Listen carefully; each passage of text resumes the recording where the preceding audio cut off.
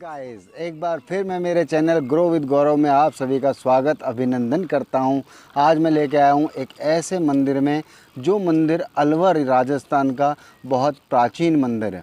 इस मंदिर के बाहर अभी मैंने जो आपको एक चट्टान दिखाई थी, इस चट्टान की कहानी सुनाता हूं। आशा करता हूं आप सभी को बहुत अच्छा लगेगा।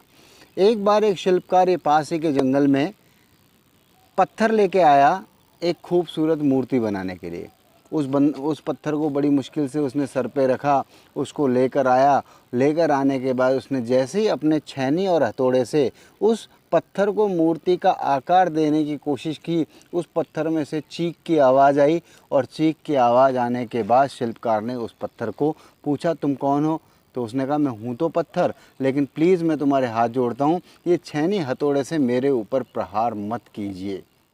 शिल्पकार को उस पत्थर के ऊपर दया आ गई और उस पत्थर को उसने मंदिर के बाहर रख दिया। फिर वो शिल्पकार वापस से जंगल में गया। जंगल में जाने के बाद उसने दूसरा एक खूबसूरत पत्थर उठाया और उठाने के बाद उसको मंदिर में लेके आया। और जैसे ही उसने दोबारा से छेनी और हथौड़ी मारी, उस पत्थर में से उफ़ की आवाज़ तो आई, लेकिन उस पत्थर ने कभी ये नहीं कहा कि मुझ पर आप छेनी हथौड़ी से प्रहार मत करो। लेकिन धीरे धीरे उसने छेनी हथौड़े से उस पर प्रहार किया और वो एक खूबसूरत मूर्ति बनकर तैयार हो गई। उस मूर्ति को मंदिर में रखा गया।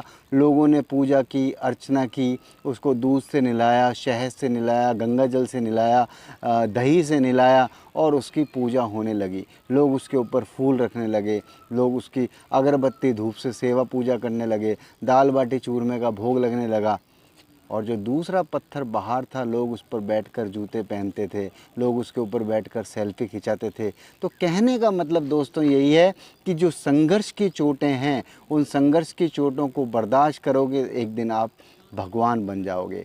भगवान का मतलब आप एक सफल इंसान बन जाएंगे। ये मैंने बहुत दिन पहले आरजे कार्तिक के मुँह से ये कहानी सुनी थी, जो मैं आज आपको यहाँ लेके आया हूँ। ये सिर्फ आपको समझाने के लिए मैंने कहानी सुनाई कि जीवन आसान है, लेकिन उतना भी आसान नहीं है जितना आप समझते हैं। जीवन को खूबसूरत बनाने के लिए, जीवन में सफल होने के लिए संघर्ष की छेनी और हथौड़ी तो आपको बर्दाश्त करनी ही पड़ेगी। अगर आपने इन छेनी हथौड़ी यानी आने वाली बाधाएं, आने वाली समस्याएं, आने वाली चीज़ों को आपने फेस किया, उन पर ध्यान दिया, उनके समाधान के लिए काम किया, तो मुझे उम्मीद ही नहीं, विश्वास है एक दिन आप बहुत सफल इंसान बनेंगे। इसलिए छोटी सोच समस्या ढूंढती है और बड़ी सोच समाधान ढूंढती है। तो प्लीज़ समाधान ढूंढिए ज़िंदगी के पड़ावों पर आगे बढ़ने के लिए, अपने माता पिता के लिए, अपने सफल जीवन के लिए, अपने सपनों के लिए आगे बढ़ते रहिए। इसी के साथ मैं आज की यही स्टोरी